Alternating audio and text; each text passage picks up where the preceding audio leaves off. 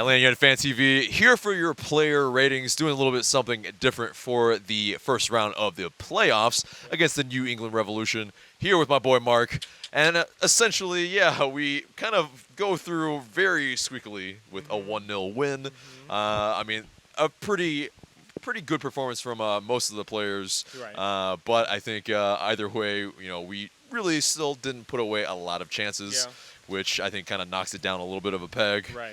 But I think before we get into too much of anything, we want to wish Marco Parkhurst a really quick recovery. He already has a diagnosis of about 2 weeks for his recovery for a dislocated left shoulder. And that's per Frank de Boer to the media. And so, we're out here braving this the elements for you guys, for you guys. Yeah. But anyway, so let's get into the players. And so, Goose between the sticks. I think I'll go first. I think had a hell of a game, and arguably could have been man of the match if not for another person. But I think for me, he gets an 8.5 for just a really fantastic performance in terms of last minute saves, really crucial interventions. I mean, he did a lot today to get us the 3 points in terms of keeping that clean sheet. So very vital in this match. Moving on to probably Franco Escobar, who might be the man of the match. He gets an 8 from me. I thought he was pretty solid overall. Obviously, he scores the game winner. Now, it may have been an attempted cross, but listen, I think the fact that he was there for that, getting up and down the field, especially after they switched to the back four, I thought he was pretty effective, so I'll give him an 8.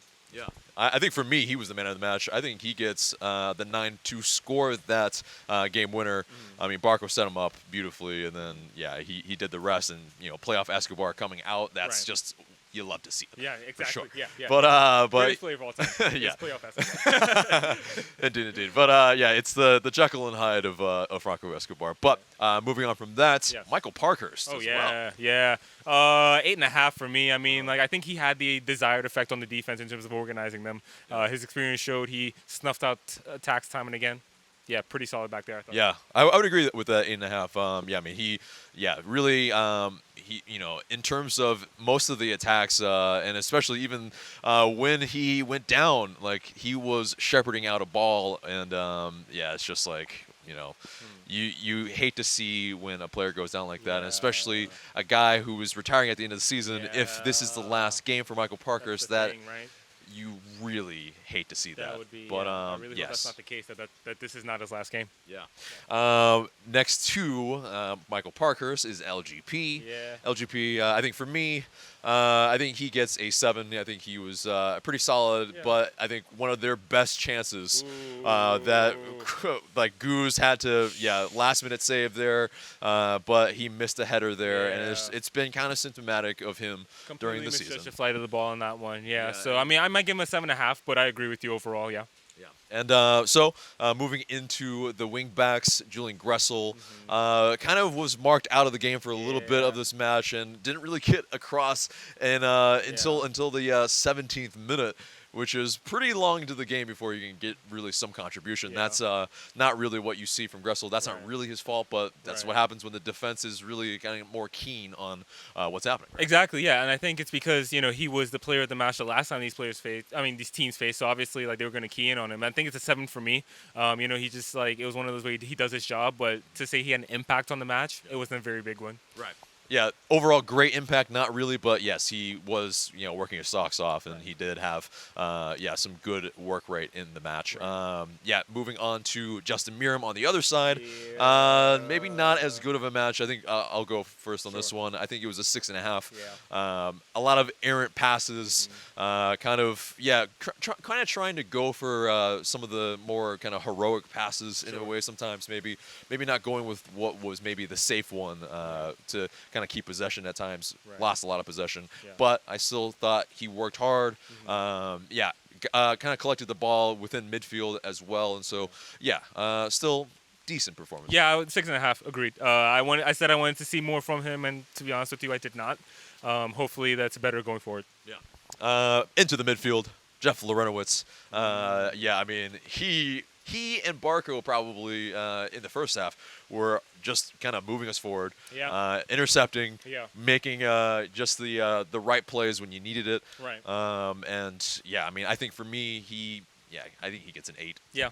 I might go 7.5, but I mean, I would say because I did say I wanted Remendi to start, but I liked what I saw from Lorenowitz a lot, which is like you talked about winning the ball high up the field. I think that's a pretty key to what we try to do and put the other team under pressure. So I was pretty impressed with Lorenowitz. You know what? No, I'm giving him an 8. It's an 8. Yeah. Yeah, I think he shielded that back line as well very well, and I think something that has been sorely needed in kind of our last month of kind of uncertainty defensively anyway. But into midfield as well, again, Jonathan Nagbe, I think, a little bit quieter of a match, but still, he was able to dictate play as he usually does. Right. I think a 7.5 for me. Yeah, agreed. And I will stick with 7.5 here. No, but I mean, I think it's one of those where like he always gives you an above average performance anyway with what he does. He's so important. He also had that long shot that did test the keeper, so it is good to see him shoot and on target. But 7.5 for me. Yeah. Emerson Heineman next. What would you give him? I would give him a 7. And so, look, this is kind of the contentious point, I think, for a lot of people is who starts between Hyman and Petey. Hyman gets a start, and what he saw early on was him tracking back, especially. Sometimes he was almost in line with the center backs. And, I mean, he did recover some balls deep in the area, deep in our own territory, but I just think he didn't contribute that much going forward. So that's why I settled on a 7 for him, me. I agree. It's a 7. He's... fairly average, I think, in this match in terms of overall contribution. But I think it maybe is between PT and Barco to a degree as well in what Frank de Boer is saying. And that's really, I mean, moving on from that, like he chose Barco today, I think, for the reasons of security, for his work rate, for I think overall pass completion percentage is just a little bit higher than PT. I believe it's 82 versus 74 versus Barco and PT. And then also, of course, tracking back. And so, moving on to Ezequiel Barco, I think for me, had a larger impact in the first half. Missed a couple chances. I mean, that's God. There was just some really left you wanting a lot more. But I mean, it's on his left. It's not his strong foot. Sure. But still a couple chances. Though, yeah, exactly. And I just think I think he can score with his left. You know what I mean? Like I think he is capable of scoring. I am gonna give him an 8.5 though because that pass was beautiful. Oh, sure. You know what I mean? And like that's close to seeing Barco at his best. And I think overall, in terms of needing a breakthrough, I mean, we broke through late, and it always seemed like it was most likely going to come from Barco. Yeah. So one way or another. And so, like, he gets on the ball, he perfectly weighted pass. So for that alone, for me, 8.5. I think I agreed for me. I think 8.5 is very fair for his performance, especially with the assist. So moving on to Joseph Martinez. Yeah, I mean, he, there were some chances that left you begging for sure. Yeah. But I mean, I think you can't fault the performance too hard. There were, I think, some chances that I mean, you just like wow. Yeah. But I think overall, just didn't have the kind of impact that the King usually does. Right. So I think it's a 7.5 for Joseph Martinez for me. Yeah, I'm gonna say 7, just because it's just not the usual impact that we're used to. And some of that is New England. I mean, they definitely, watched him, marked him out of the game, 2 or 3 center backs, should be used to that. But, it just wasn't very impactful. I think maybe there were a couple times where his run wasn't the right one, So I'm going to say... He had that missed chance as well that was right at the keeper, but the keeper did well as well. Right. And I think we talking about the one where he's like one-on-one with defenders. And so I thought actually they defended that okay given the circumstances because Joseph has scored in those positions before. So, I think it's a 7 for me. It's his lofty standards, and he just wasn't up to it today necessarily. Yeah. Moving on to the subs, Flo Pogba came in as the left back. We shifted to a back 4. I feel like he had almost an instant impact. Kind of really snuffed out a lot of chances. And he kind of set up in terms of the early interception and part of that move that we did score eventually. He made that intervention. He ran into the box, and I mean that's pretty much the start of the move. And so I think him coming on, instant impact. I mean, he, for me, I think, gets a 7.5. Yeah, I would agree with that, and we'll talk about Tito in a second as well. But the subs is what really changed that match because you change the shape changes at that point to a 4-2-3-1. Energy levels were markedly different. Yeah, exactly, and they just looked more comfortable, more dangerous attacking out of that formation. And so yeah, just for that alone, and then like everything you said, I thought he actually did play the left back position pretty well. So yeah, 7.5 for me. Yeah. And Tito Villalba, I mean, came on, loads of energy, looked like pretty much the very first move. He was playing direct, and he just was dribbling in on goal. Yeah. Took a shot, but it's just one of those things where, I mean, in terms of if you're looking at the, overall stat line of any assists or goals, wasn't quite there. Right. But I think he did come on and make an impact in terms of pushing them back and get them on their heels. So I think overall, he gets a 7 for me. Yeah, I would actually give him a 7.5 as well. Like I said, for the impact that he had on the match, and yeah, like you said, from the first minute he comes on, he looks dangerous, and it changes who the defense have to mark, because before they were really just keying in on Barco and Joseph, but then you throw Tito into that without taking off Barco, right? And that's the key for me, is having those players on the field at the same time. Right. And so yeah, I thought the attack definitely looked more fluid in large part because of Tito, even though he doesn't necessarily get an assist or a goal. Right. So 7.5 for me. Yeah. And moving on to the head coach, Frank de Boer, I think he pulled the strings pretty correctly today, although I think we might have liked to see maybe a little bit more attacking Noose. Yeah. But I think, it's not his fault that the guys missed a bunch of chances. Sure. So, but I think, his substitutions and his tactics were pretty spot on in this match. Yes, there's only one lone goal, but again, it's on the players, I think, on this point. And so for me, Frank de Boer, he gets an 8.5. Oh,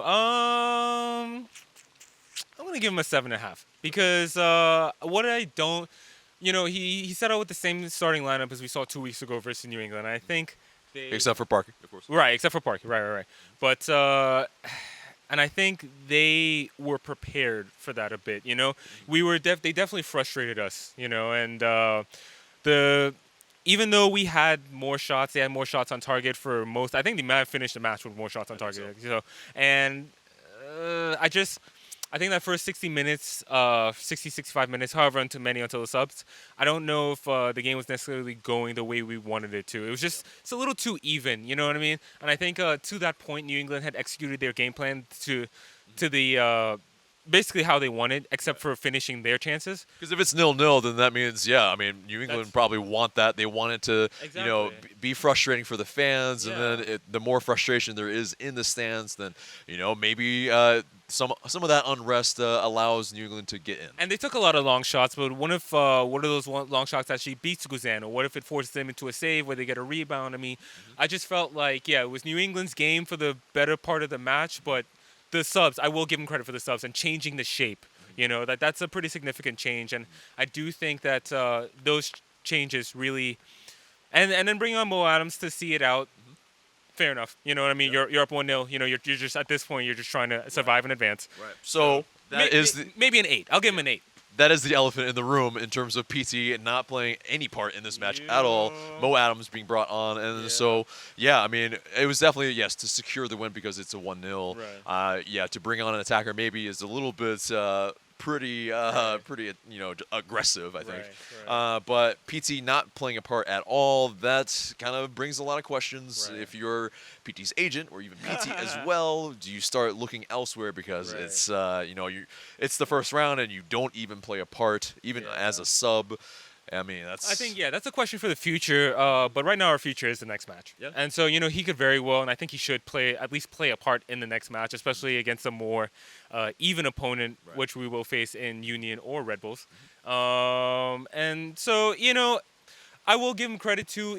I thought it was a pretty aggressive sub. I mean, you think about it, you take off Miram and Hyman, a midfielder and a wingback for Tito, a winger, and then with Pogba, okay, he's a defender, but he goes in at left back.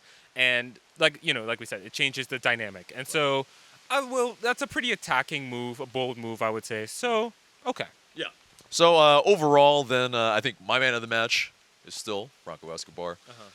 Just because he gets the breakthrough and it's playoff Escobar. That's one of those things that has really brought us the MLS Cup, at least for last year. And so, if you see another appearance of him, that pretty much bodes well. Yeah, for me, it's Barco. I just thought he was our most dangerous player. I just think the breakthrough was always going to come through him one way or another, and eventually did. So I think Zeke did himself well today. Yeah. All right. Well, guys, let us know who your man of the match was and your player ratings. But, guys, remember to subscribe, share, and like this video, and we'll see you next time.